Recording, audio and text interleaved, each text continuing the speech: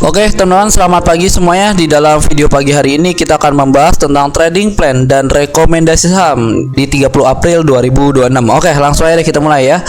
Dari saham padi. Nah, kalau kita perhatikan nih kan, saham padi ini sebenarnya dia ini masih bergerak di dalam trend bearish loh teman ya. Dia masih bergerak di dalam trend bearish. Nah, jadi bagaimana ya? Jadi saran saya nih, kalau lo pemula mau masuk di saham padi ya, lo lebih baik tunggu dulu deh ya. Harganya ini jebol nih kak. Ya nanti dia jebol, dia retest, baru deh lo bisa masuk. Nah, kalau udah seperti ini, nah kemungkinan besar nih kalau dia retest nih kak, dia akan masuk nih ke dalam area tersebut nih. Kenapa?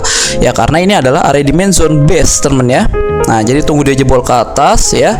Nanti dia retest atau pullback, baru lo bisa ambil. Karena apa? Karena kalau sekarang nih, nah selagi garis kuningnya tidak dijebol ya, trend bearish masih valid. Dan besar ada kemungkinan nih kalian masih bisa diseret ke bawah. Nah, jadi kalau kalian sudah terlanjur masuk, bagaimana? Pakai stop lossnya kak ya. Kalau kalian ada rencana mau masuk ya jangan masuk kak ya. Kalau kalian sudah terlanjur masuk, pakai stop lossnya. Kalau kalian ada rencana mau masuk, saran saya wait and see dulu deh, jangan masuk dulu deh kak ya untuk saham padi. Oke, kita lanjut lagi untuk saham NCKL nih kak. Oke, nah untuk saham NCKL juga sama temen ya. Dia ini bergerak di dalam konsolidasi ini. Nah, jadi kalau kalian tanya cara paling aman masuknya bagaimana ya, kalian harus tunggu nih kak, dia retest seperti ini. Ini cara yang paling aman. Karena apa?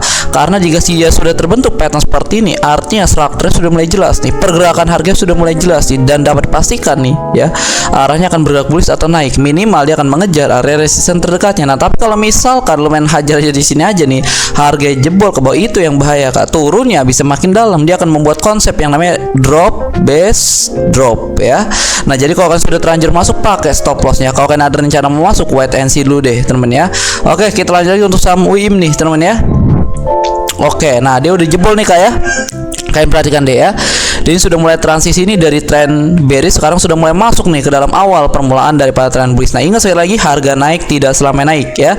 Jadi jangan pernah beli di ujung-ujung harga. Apapun itu tunggu dia koreksi kak ya. Apapun itu tunggu dia koreksi, jangan pernah di entry di ujung-ujung harga nih ya. Harga naik tidak selamanya naik. Nanti lu bisa diseret ke bawah ya. Jadi bagaimana? Tunggu dia koreksi kak. Koreksi itu bagaimana? Misalkan dia naik nih ya.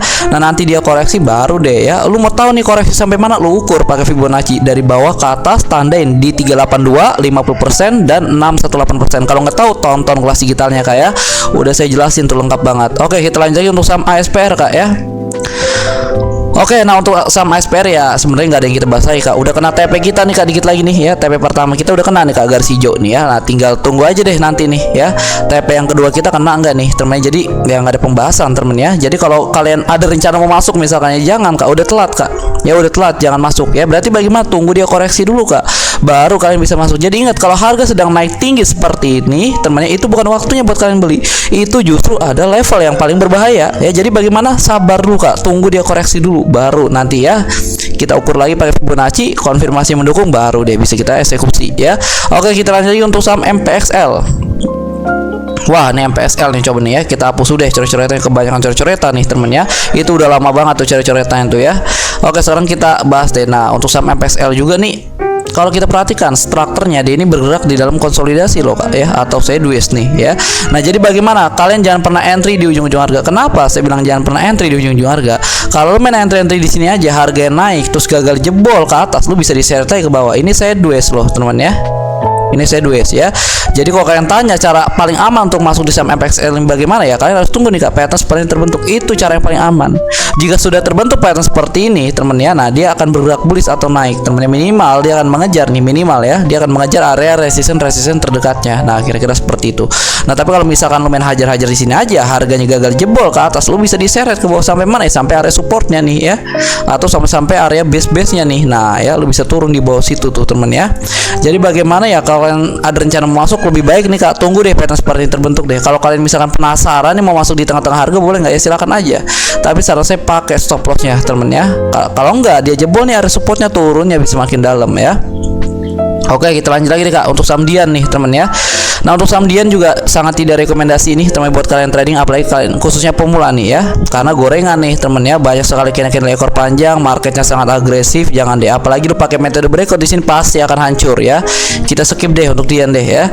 Oke, kita lanjut lagi untuk saham ESIP temen ya. Untuk saham ESIP juga udah kena target kita kayak, target kita ada di sini nih, udah kena nih temen ya. Jadi kalau kalian baru ada rencana mau masuk nih, ya jangan masuk lah temen ya. Nah, ini tahu dari mana bang ya? Dia sampai area tersebut langsung meledak, Fibonacci. Bagaimana bang cara Fibonacci? Tonton di kelas digitalnya, settingannya, cara entry-nya, take profit semuanya udah saya jelasin Kak, tinggal ditonton aja ya. Jadi udah kena TP nih, teman TP kita ada di sini nih. Dan buat kalian yang baru ada rencana mau masuk ya jelas lah jangan masuk Kak ya. Tunggu nanti dia koreksi dulu, nanti bisa kalian ukur lagi pakai Fibonacci. Oke, kita lanjut lagi untuk saham LED nih Kak. Oke, nah untuk saham LED ya ini seharusnya sih kalian udah masuk temen ya di candle yang kedua nih Kak ya. Kemarin kan udah kita ukur juga nih temen ya, bareng-bareng nih. Untuk saham LED nih ya, sebenarnya dia ini sudah mulai transisi loh. Nah ya, karena dia sudah dijebol nih Kak garis trennya. Nah ini adalah area Fibonacci. Nah targetnya bagaimana Bang? Targetnya bisa lo setting sini dulu deh nih ya.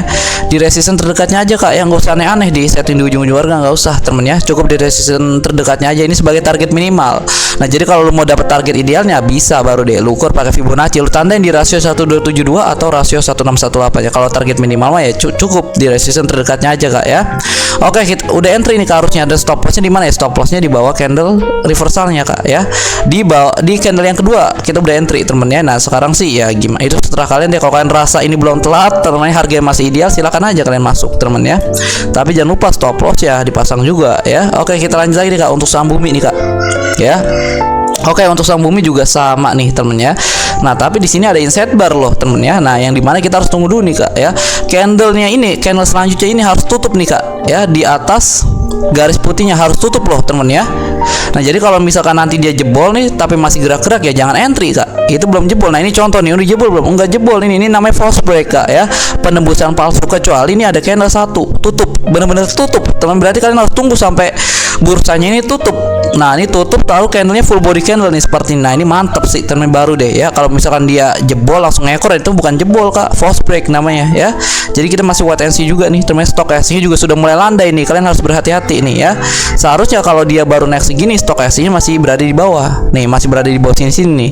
Nah tapi dia baru naik segini aja stok SC-nya udah ada di tengah. Nah ini artinya sudah mulai landai Kak, kakak harus berhati-hati ya. Oke, kita lanjut lagi untuk saham brand nih teman ya. Nah untuk saham brand ya jelas Kak, dia ini masih bergerak di dalam tren bearish ya.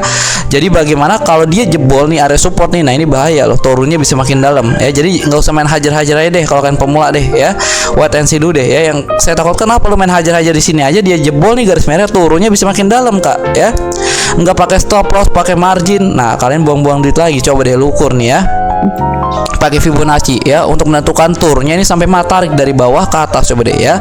Nah nanti dapat tuh rasio 1272 atau 1618. Kalau dia jebol area tersebut, dia akan mengejar area-area tersebut atau rasio-rasio tersebut. Oke, kita lanjut lagi untuk saham BRPT nih Kak. Nah untuk saham BRPT juga ya sama Kak ya, kita masih menunggu konfirmasi candlenya nih Kak ya.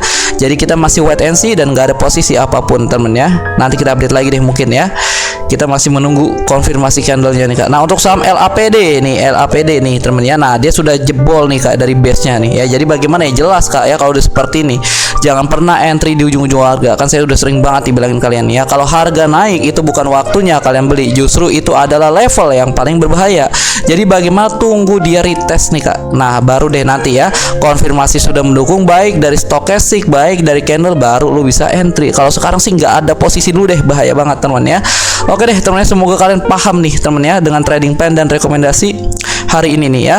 Oke, kita sampai ketemu lagi deh di rekomendasi selanjutnya ya. Jadi kalau kalian ada nyangkut tulis lagi deh teman, besok kita bahas lagi deh ya. Oke teman-teman, saya Ridho Shihab pamit undur diri. Assalamualaikum warahmatullahi wabarakatuh. Oke teman ya, kita lanjut ngopi dulu deh. Kita lanjut ngopi dulu baru deh nanti kita live deh teman ya.